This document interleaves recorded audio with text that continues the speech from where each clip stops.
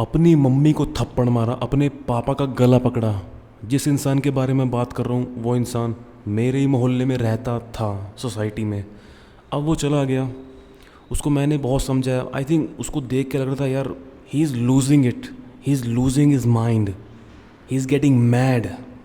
मतलब सोच के देखो भाई, अपने पेरेंट्स पर जो हाथ उठा रहा है, हाथापाई कर रहा है, वो तो बिल्कुल पागल हो चुका है यार।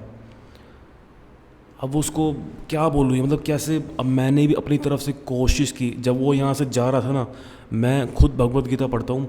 मैंने उससे कहा यार तू एक काम कर, तू ये भगवत गीता पकड़, तुझे इसकी ज़रूरत है। और मैंने उसे कहा कि आचार्य प्रशांत को सुना कर, लॉजिकल मलिक को सुना कर, इनसे थोड़ी गाइडेंस ले ले यार, क्योंकि तेरी जो हालत है वो ठीक नहीं है भाई। मैं खुद सुनता हूँ लॉजिकल मलिक, रैशनल मिश्रा को, और इनसे मेरी लाइफ पे असर पड़ा है। अब आप लोग जानना चाहोगे यार उसने ऐसा क्यों किया, उसने अपने पेरेंट्स को क्यों मारा। दरअसल उसकी उम्र 30 से 35 हो गई थी और वो गवर्नमेंट जॉब के पीछे पड़ा था, पर बेचारे की लग नहीं पा रही थी, जो जो भी रीज़न है। उसके घर वाले उस पर प्रेशर डाल रहे थे कि यार तेरी शादी नहीं हो रही, प्राइवेट जॉब कर ले, प्राइवेट जॉब पकड़ ले, कोई कुछ 2 रुपये कमा ले। लेकिन उसने साफ मना कर दिया, उसे गवर्नमेंट जॉब ही करनी है। मैंने भी उसको समझाया कि यार प्राइवेट जॉब कर ले, तेरे पेरेंट्स को भी थोड़ा सा, यार तुझे खुद को भी पैसों की ज़रूरत है। तू इस उम्र में अगर अपने पेरेंट्स से पैसा मांगेगा, अरे कहीं पार्ट टाइम जॉब कर ले भले यार।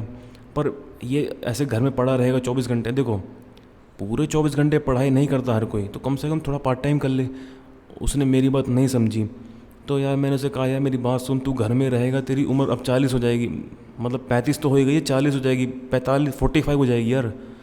कब तक तू घर में ऐसे, मतलब यार, मतलब मैंने उसे प्यार समझाया कि बुरा मत मानना, पर अब तेरे 10 साल निकल गए घर में पड़े पड़े। 20 से तेरे को 10-15 साल हो गए, सॉरी 35 का हो गया। तो अब ऐसे अगर तेरे 45 साल का तू हो गया, 50 का हो गया, तो यार तेरी तो ज़िंदगी बर्बाद हो जाएगी। कम से कम थोड़ा घर से बाहर निकल, कहीं नौकरी, छोटी सी मोटी नौकरी पकड़ ले, कोई दिक्कत नहीं। ब्लिंकिट में डिलीवरी का काम कर ले, पार्ट टाइम काम बहुत है यार। मैं एक दोस्त जानता हूँ जो मेरा, जो सिर्फ 3-4 घंटे डिलीवरी काम करता है, महीने के 15,000 रुपये कमाता है, उसके साथ साथ वो पढ़ाई कर रहा है। तू एक काम कर, तू यही कर ले। लेकिन वो सुनने को तैयार नहीं है। उसे मैंने कहा कि तू, you are losing a brain, तुझे कम से कम इस सोसाइटी को, इस गंदी सड़ी सोसाइटी को छोड़ना पड़ेगा, क्योंकि आसपास के लोग भी उसकी ज़िंदगी में बहुत ज़्यादा इन्वॉल्व हो रहे थे। मैंने एक बार तो देखा यार कि सोसाइटी के लोग खड़े हैं घर के बाहर उसके, और अंदर जाके अब उनकी माँ बाप की बेटे की थोड़ी सी आपस में बात हो रही है, उतने में सोसाइटी वाले नमक डाल रहे हैं, मिर्च डाल रहे हैं, ताकि उनकी लड़ाई और ज़्यादा हो। यार पराए लोगों को, आपके पड़ोसी को, आप लोगों से कोई लेना देना नहीं है। कभी भी अपने पड़ोसी को अपने परिवार के मामलों में घुसने मत देना। वो पड़ोसी सिर्फ मज़ा लेने आता है आपके पास, सिर्फ मज़ा लेने के लिए। कभी ऐसा हुआ है कि यार मेरे किसी मोहल्ले में किसी की लड़की बीमार हो गई, तो मैंने जाके उसको इलाज के पैसे दिए? अरे कौन किसकी फ़िक्र कर रहा है यार। लेकिन बातें ऐसी करते हैं कि यार मेरी बात सुन यार, मैं तेरे भले के लिए कह रहा हूँ। अरे निकल यहाँ से। अगर मुझे किसी की ज़रूरत होगी तो मैं खुद उसके पास जाऊँगा। लेकिन पड़ोसी ऐसे बनते हैं कि तुम्हारी हेल्प करने आते हैं। अरे कौन किसकी हेल्प करता है आज के ज़माने में। लेकिन मैंने उसे ये नहीं बोला कि भाई मेरी बातें पत्थर की लगी है, अगर तेरे को सही लगे तो सुन, नहीं लगना तो मत सुन। मैंने उसे बहुत ही प्यार से बोला कि भाई ये भगवत गीता तू ले जा। मैंने उसको भगवत गीता खरीद के दी।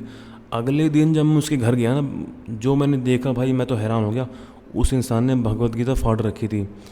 अभी उसने मेरे समझाने के बाद, ये उसकी खुद की भी अकल में आई होगी, उसने कहीं दूर जाके कमरा ले लिया था, और वो कहीं जॉब भी लग गया शायद, वो कहीं फैक्ट्री में कहीं पे। लेकिन जो भगवत गीता मैंने उसको जाते वक्त दी थी कि भाई इसको अपने साथ रख ले, थोड़ा पढ़ लिया कर, क्योंकि मैं खुद पढ़ता हूँ और इसका यहाँ थोड़ा सा पॉजिटिव इम्पैक्ट पड़ता है। इसकी मैं चीज़ों को फॉलो भी करता हूँ कि कर्म करो फल की इच्छा मत करो, मैं कर्म करता हूँ। लेकिन वो इंसान, पता नहीं उसका दिमाग कैसा हो गया यार, he is like, he totally lose it यार। उसने वो किताब फाड़ दी। मैं देख रहा हूँ उसके कमरे में भगवत गीता को उसने फाड़ के ऐसे कहीं कोने फेंका हुआ है। यार ये क्या, कौन कौन पत्थर घिस रहा है, ये आवाज़ आ रही है। हमारे पड़ोसी भी यार, इनका कंस्ट्रक्शन का काम साला कभी ख़त्म होता ही नहीं है। खैर, तो भाई अब मैं यार क्या बोलूँ यार। अब जिस इंसान को इतनी प्यार से अगर आप बोलोगे, तो वो बदले में, भगवत गीता इतनी, ये कोई भगवान की किताब नहीं है, ये आपको ज़िंदगी जीने का तरीका सिखाती है। भगवत गीता में कहीं नहीं लिखा है कि पूजा करो, दिया जलाओ, मंदिर जाओ। अरे ना ना भाई, इसमें लिखा है कि जो तुम्हारा काम है अपनी मेहनत से करो, रिजल्ट की टेंशन मत लो, बस ईमानदारी से मेहनत करो। ऐसी महान चीज़ सिखाती है भगवत गीता। हर किसी को पढ़नी चाहिए, ठीक है। लेकिन यार अब मैं कहूँगा कि वो पागल हो गया, क्योंकि उसको अच्छी चीज़ें भी समझ नहीं आ रही है। और उसके पीछे अगर मैं को पूछे कि यार उसके पागलपन के पीछे क्या का रीज़न है, उसकी अपनी ज़िद और अपनी ईगो कि मैं सही हूँ सब गलत है, और उसके पेरेंट्स की इग्नोरेंस। उसके पेरेंट्स को भी उसको समझना चाहिए, उसको समझाना चाहिए। अगर पेरेंट्स भी गुस्से में चिल्लाएंगे और आपस में लड़ाई करेंगे, अरे पेरेंट्स को भी प्यार से बात करनी चाहिए कि बेटा सुनो ऐसी बात है, ये रीज़न है। पेरेंट्स क्या करते हैं, वो गाली गलौज शुरू कर देते हैं, और बच्चे भी, और वो भी मेंटली, अब शुरू शुरू में तो उसने भी गालियाँ सुनी होंगी, पर बाद में फिर वो हो गया क्रैक यार, उसने भी पलट के जवाब देना शुरू कर दिया। ऐसी बातें देखो, ये बातें प्यार से होती हैं, ठीक है, लड़ाई झगड़े से कुछ नहीं होता। तो ये तो यार ऐसे कितने एग्जाम्पल होंगे यार, मैं देखता हूँ कि लोग पागल हो रहे हैं गवर्नमेंट जॉब के पीछे। और यार, और कहीं ना कहीं माँ बाप की बहुत गलती है। अरे अपने बच्चों को स्किल सिखाओ यार, स्किल सिखाओ उनको। हाँ, गवर्नमेंट जॉब नहीं इतनी बची है, बहुत कम बची है गवर्नमेंट जॉब। एक को तो मैं जानता हूँ 40, फिर से चलो छोड़ो, 40 साल की उसकी उम्र हो गई है। 40 साल की उम्र में वो बंदा आज भी एग्ज़ाम की प्रिपरेशन कर रहा है, एग्ज़ाम की 40 साल। अरे 40 साल में तो कोई कोई रिटायर भी होता है यार। 20-21 की साल में 20-21 की एज में नौकरी शुरू करता है, और रिटायरमेंट की एज हो गई है। इससे अच्छा है कोई छोटा मोटा प्राइवेट काम पकड़ लो, प्राइवेट में तरक्की मिलती है। मैं लिख के दे रहा हूँ आपको। मेरे अपने फैमिली में एक वही है, गवर्नमेंट जॉब की तैयारी कर रहा है, उसको काफ़ी उसकी एज हो गई। दूसरा पढ़ने में भले ही कमज़ोर था, उसने कहीं गवर्नमेंट जो सॉरी प्राइवेट जॉब पकड़ी, तो एक गवर्नमेंट जॉब की तैयारी कर रहा है, और एक ने पकड़ ली प्राइवेट जॉब पहले ही कि मैं पढ़ाई में कमज़ोर हूँ, तो उसने यही कोई 7-8 हज़ार रुपये से उसने शुरुआत करी कहीं फैक्ट्री में। आज वो उस फैक्ट्री का जनरल मैनेजर है, मैनेजर से भी ऊपर है, जनरल मैनेजर। स्टार्टिंग में वो था असिस्टेंट मैनेजर, उसके बाद वो बना, और उससे भी नीचे उसने धीरे धीरे तरक्की करी है, धीरे धीरे। मैं अभी 5 साल पुरानी बात बता रहा हूँ, उसको भी कम से कम 20-25 साल हो गए हैं कंपनी में। लेकिन आज से 5 साल पहले वो था जनरल मैनेजर, और उसके बाद वो बना मैनेजर, और उसकी सैलरी 1 लाख से हो गई 1.5 लाख, और अब उसकी सैलरी 2 लाख रुपये पर मंथ है। वो जनरल मैनेजर फैक्ट्री में, सोच के देखो।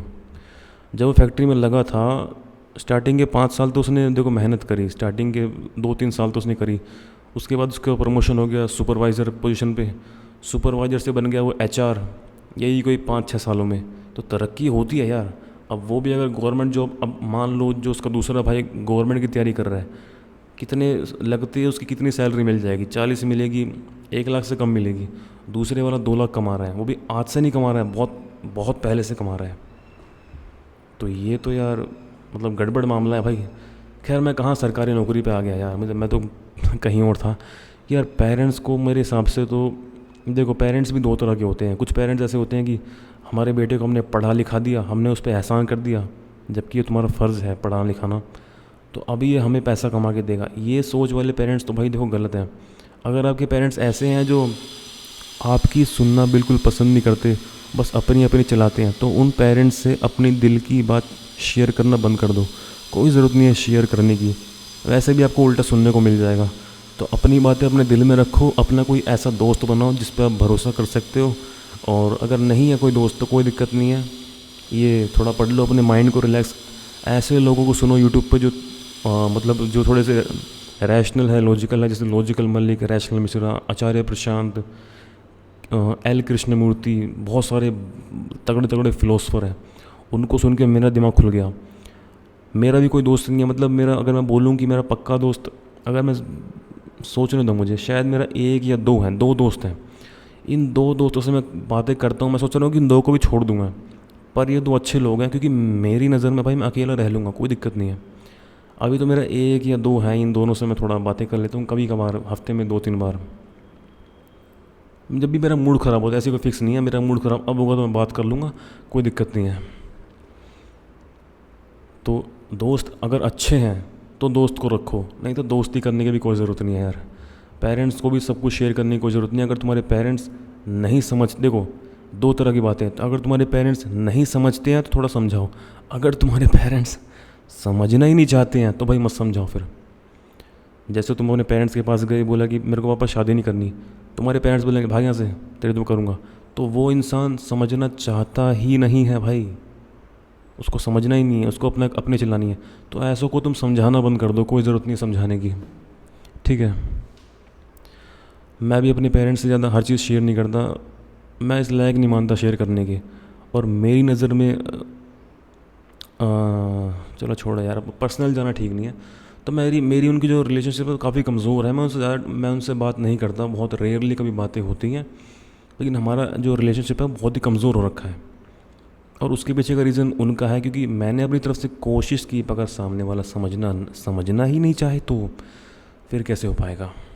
खैर, स्टार्टिंग में मैंने आपको एग्जांपल दिया, देखो यार ये एक्सट्रीम केसेस बहुत ज़्यादा बढ़ रहे हैं यार, बहुत ज़्यादा ये एक्सट्रीम केसेस जो सुनने में आ रहे हैं, क्राइम हो रहे हैं, अनाथ आश्रम जो है बनते जा रहे हैं। मैं देख रहा हूँ अनाथ आश्रम इस टाइम बहुत ज़्यादा बन चुके हैं और लगातार बनते जा रहे हैं। ये कोई अच्छी बात तो है नहीं यार, और ये बहुत ही गलत बात है, ऐसा नहीं होना चाहिए। मैं तो खिलाफ़ हूँ उस चीज़ के, पर मैं खिलाफ़ हूँ उन पेरेंट्स के भी जो सिर्फ अपनी अपनी फ़िक्र करते हैं। उनको अपने बच्चों से कोई ज़्यादा खास लेना देना है नहीं। उन्होंने बच्चे नहीं, उन्होंने नौकर पैदा कर दिए हैं। वो शादी उनकी मर्ज़ी से करेंगे, वो नौकरी उनकी मर्ज़ी से करेंगे। क्या मजाक बना के रखा हुआ है यार। फिर कल को वही बच्चे तुमको अनाथ आश्रम छोड़ते हैं तो तुम सोचते हो यार मैंने क्या गलत किया, यार मैंने क्या गलत किया। अरे उनकी नज़रिए, आपको हर इंसान की नज़रिए से सोचना चाहिए। मैं जो जिन माँ बाप को बच्चे अनाथ आश्रम फेंक देते हैं ना, कि अपने पेरेंट्स को चलो निकलो यहाँ से, घर से बाहर निकाल देते हैं, मैं उन पेरेंट्स के नज़रिए से भी सोचता हूँ कि उनके साथ बहुत ही गलत हुआ है। पर जो बच्चे हैं जिनके साथ टॉर्चर हो रहा है, जो अपनी जान ले लेते हैं एजुकेशन प्रेशर में, जो अपनी ज़िंदगी को, मतलब समझ रहे हो आप बात को, कई सारे स्टूडेंट्स जो टॉप करते हैं लेकिन उसके बाद भी वो अपनी ज़िंदगी को कर लेते हैं। लेकिन समझो बात को यार, तो उनके पेरेंट्स की गलती है इसमें, हम दोनों। और इस मामले में मैं अमेरिका को बहुत सही समझता हूँ। अमेरिका एक नंबर है, यूरोप भी एक नंबर है, चाइना जापान सब एक नंबर है। बच्चा अगर 18 का हो गया तो भाई तेरी ज़िंदगी है, तुझे जो करना है कर, ऐश कर, वो छोड़ देते हैं। और ये तरीका सही तरीका है। चलो आज के लिए इतना यार, अब कितनी लंबे खींचूँ उसको मैं। तो आज की टॉपिक का ये है कि अगर तुम्हारे पेरेंट्स समझदार हैं, वो समझ नहीं पा रहे हैं तो समझाओ। अगर वो समझना ही नहीं चाहते हैं तो उन्हें मत समझाओ। इज़ दैट सिंपल, कोई ज़रूरत नहीं है।